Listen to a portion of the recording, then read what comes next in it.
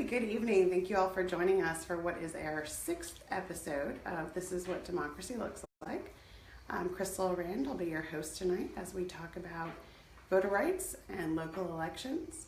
And with me tonight is Matt Calabria, who is the Wake County Commissioner. Thank you very much for being with us. Thanks for having me.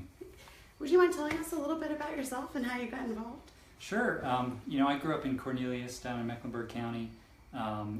My dad had been a public school teacher and a high school principal really throughout just about his entire career. My mom was a stay-at-home mom, but we talked a lot about things at the dinner table. Mm-hmm. And so I had grown up in a way that I had always been around public issues and talking about public education and talking about a lot of the things that our community was facing, and it just got under my skin. So ended up going to UNC Chapel Hill, served as student body president there, then went to Duke Law School and have been practicing law in Raleigh and Wake County ever since. And like I think a lot of people, started out just supporting candidates and causes that I thought were important.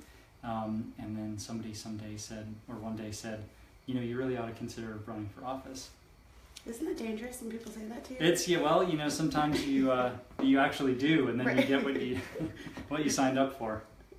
That's great. So we talked a little bit before the show about a lot of topics we wanted to cover.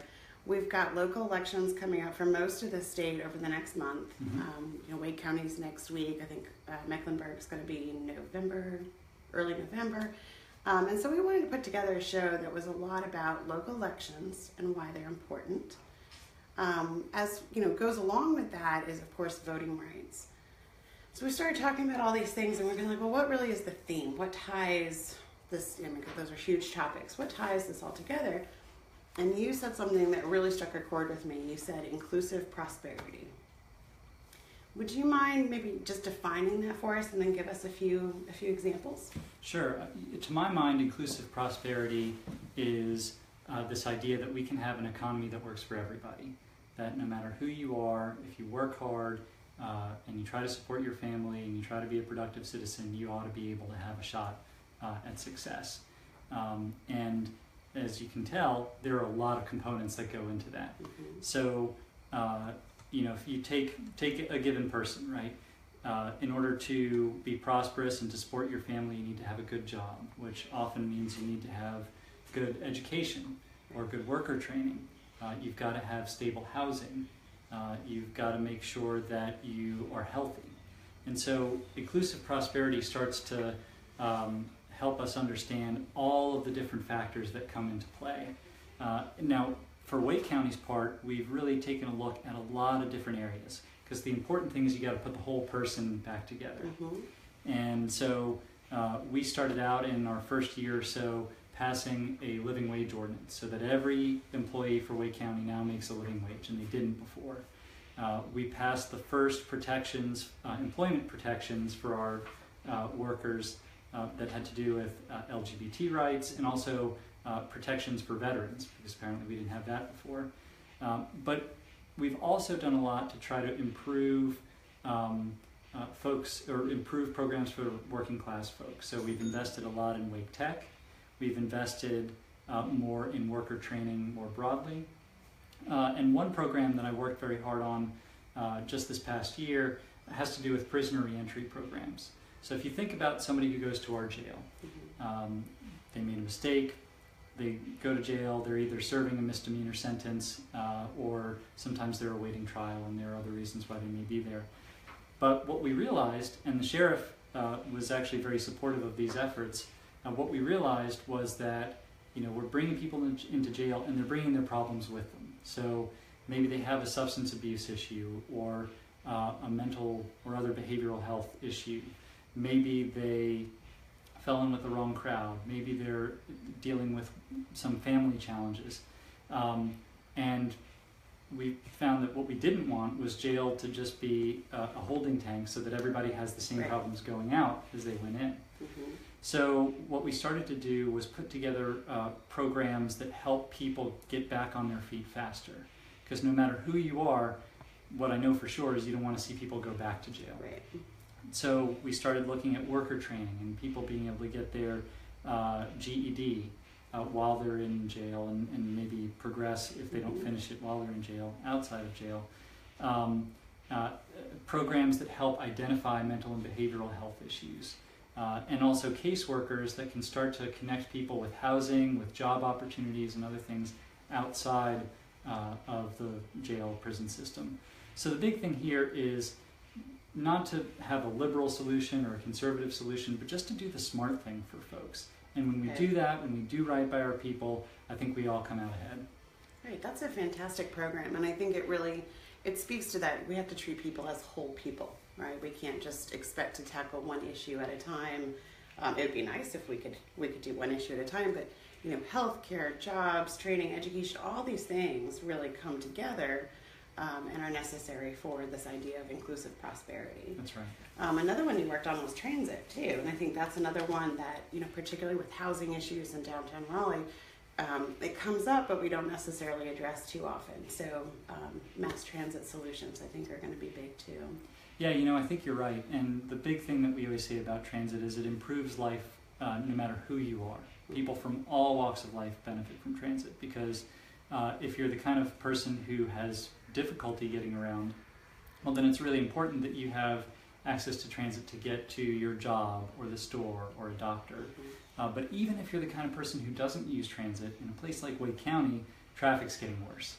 And there's a lot of extra wear and tear that comes with traffic on our road. So by alleviating traffic and by getting other people off the road, then your experience as a commuter gets better, even if you don't use public transit. And so it's part of your work that led that to be on the referendum last year, isn't that? That's right. Yeah, we ran a whole separate campaign for our transit referendum and passed it by about 53%. And we're already seeing the benefits of that. So folks are seeing longer hours. So if you're a high school kid and you work at the mall and your job in the mall closes at 9, right, but the bus stops at 8:30, well, that's not a very good situation. So by extending hours, we're reaching a population that we weren't able to before.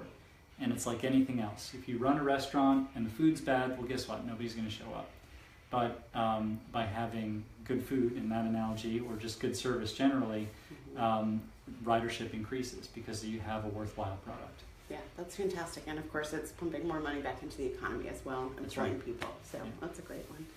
I did want to shift gears a little bit to talk about something that I know is really an area of expertise for you. And what exactly is the difference between, what our county commissioners do and what our city councilors do? I think this is a big fuzzy area for most voters. Yeah, I have a feeling most people. So I think most people have a little bit better handle on what municipal city councilors, town councilors do.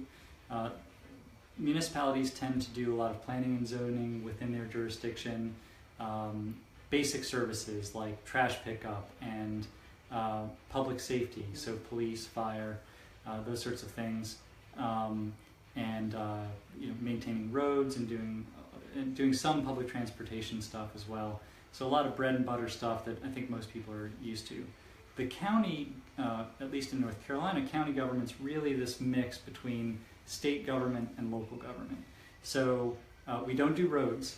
That's all state government or municipal government. We do get a lot of calls about that. Yes, yeah.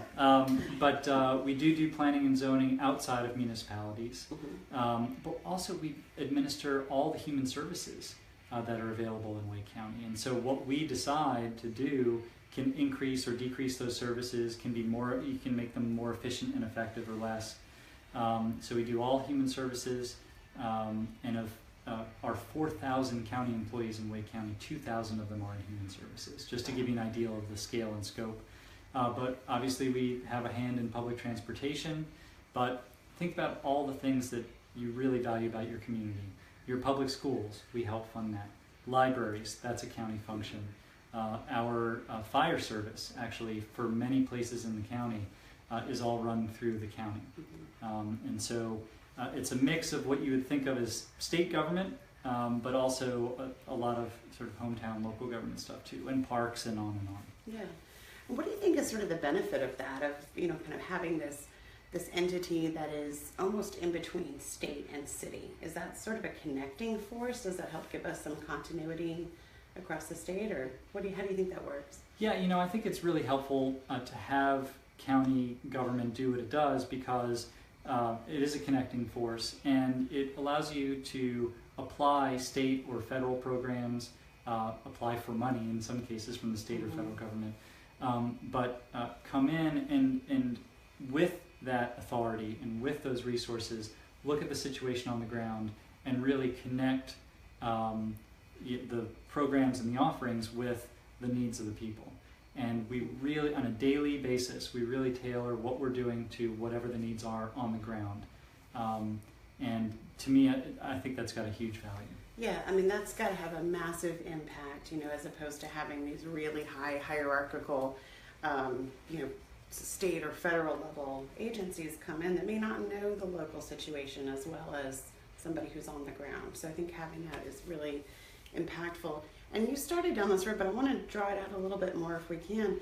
What do you think really is the biggest importance of these local elections that decide things like city council and also the commission?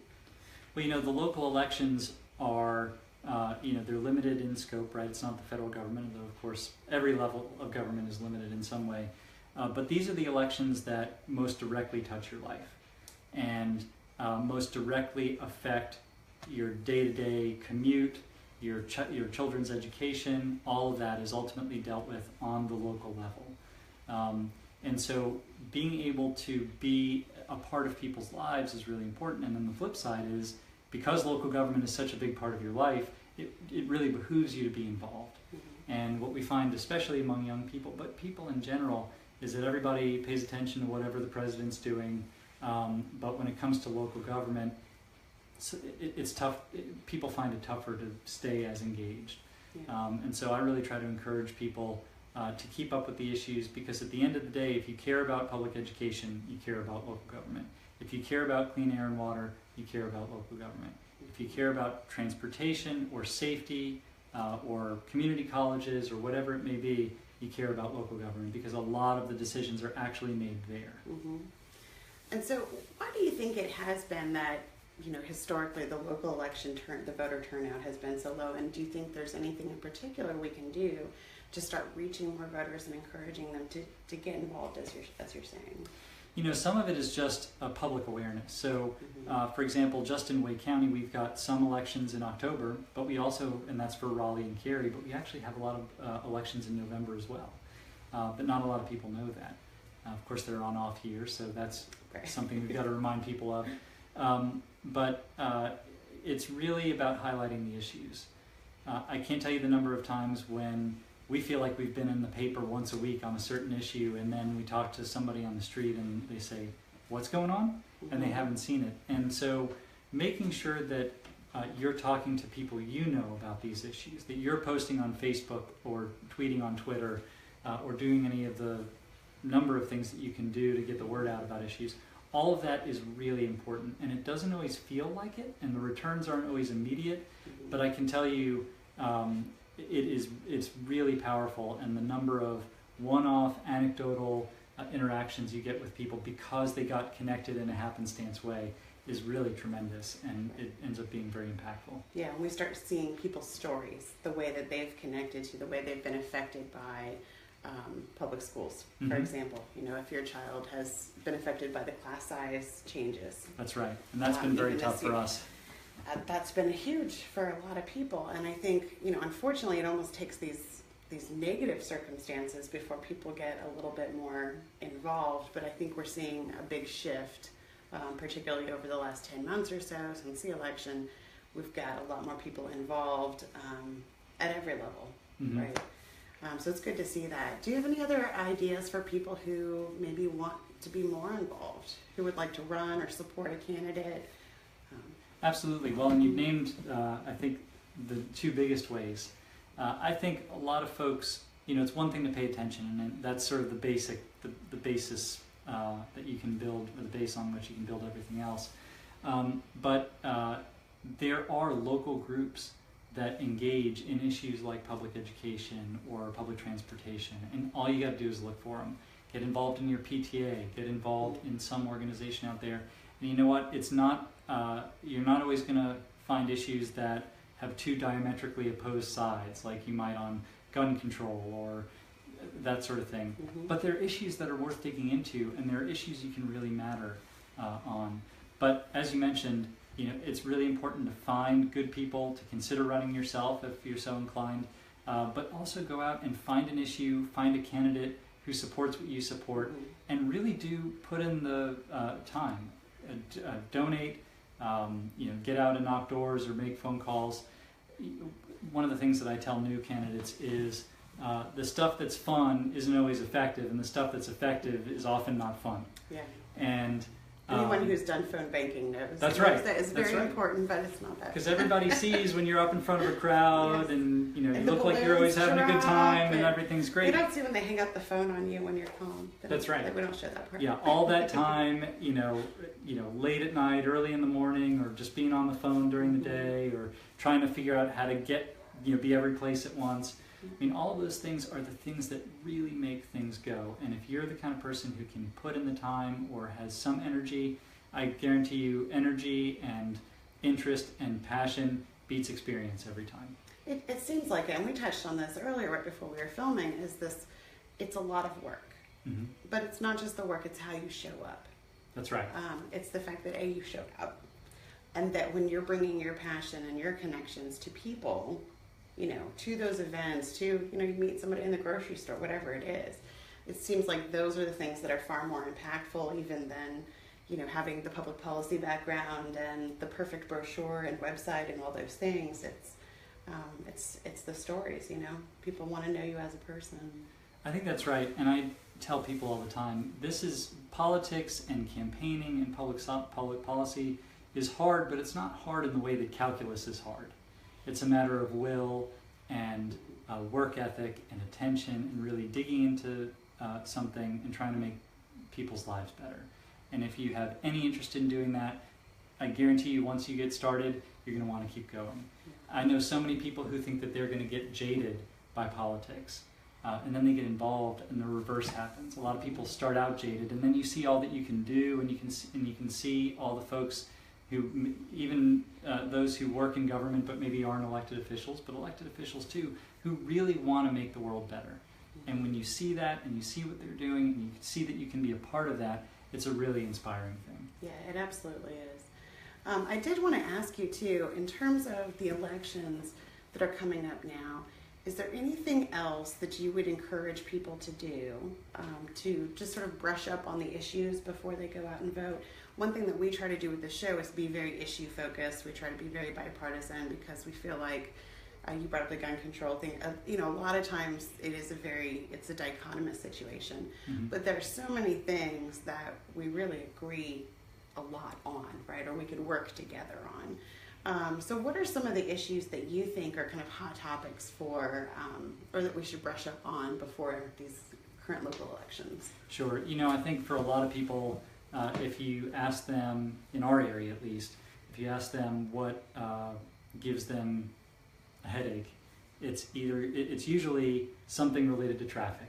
And of course, local governments have a huge impact on that, especially municipal governments.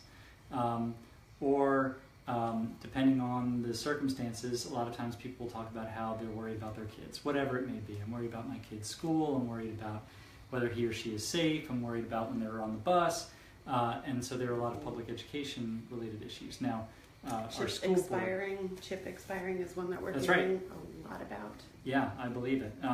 So there are a lot of things that affect kids. Of course, school boards depends on the county, I suppose, but our school board's not up this year. But those are issues that, as you can see, local governments can really impact by being good partners and by being involved with our schools and so on. Another one that's really big for us is affordable housing, and that is very much a municipal issue. It's a county issue too, but it really is a municipal issue. We know that we are, even though in the last 5 years we've put almost 600 affordable housing units online, and that's just what Wake County's done, and then you add what Raleigh's done and others. We know that we are still losing net affordable housing because of our growth. Yes, we've seen it, and a lot of us are really feeling it too with the groups. I work with the YMCA group. We see it with the kids downtown, and that's actually going to be the topic for our show in January. Mm-hmm. So we'll be delving into that one a little bit more as well. But it's huge to a lot of folks right now. Yeah. Well, we are at time. That kind of flew by. Is there anything else you'd like to throw out? Just at the end. No, well, first I want to say thank you for having me. I really appreciate the opportunity, and it's always nice to get to discuss issues in long form, because the real answer to so much is, well, it's complicated, but that doesn't fit on a bumper sticker very well. But I would just continue to encourage people to get involved and get out there. I promise you may not know where to start, but if you start looking, you will find a way to get involved very quickly. It's not as hard as it seems. That's right. Right. Find a local official who you like or you think you might like, read whatever they have online, and then contact them. I guarantee you that you'll be well received. I'm continually surprised as to the responses I get, even when I call up one of my senators with a crazy question and I get a response right back, and I'm like, wow, this works. Yeah. It's surprising, and I think maybe not enough people are taking advantage of how accessible our local and state elected officials are. So that's a great call out. Yeah, I was out with some Cherokee folks out in the western part of the county, or western part of the state actually, and one of the chiefs came in and was talking about stuff that they do, and they said, the chief said, the chief is not a dictator. The chief is really just the chief gopher. And I really like that metaphor for a lot of what we do. Our job is to fix problems. And so when you contact us with a problem, you're not a distraction from the job, you are the job. Right. And we welcome that kind of contact. That's a great message. Great message. Thank you very much for being with us. For everybody at home, I just wanted to let you know, again, we'll have our Voters' Rights Guide coming out next week. It'll be out right before Raleigh elections, our first round next Tuesday. That's why we're doing this a little bit early this week, so thanks for tuning in. And then in November, we will be doing an entire show on veterans issues, and we're going to have some pretty interesting guests and post for that one. So tune in, send in your questions. Thank you.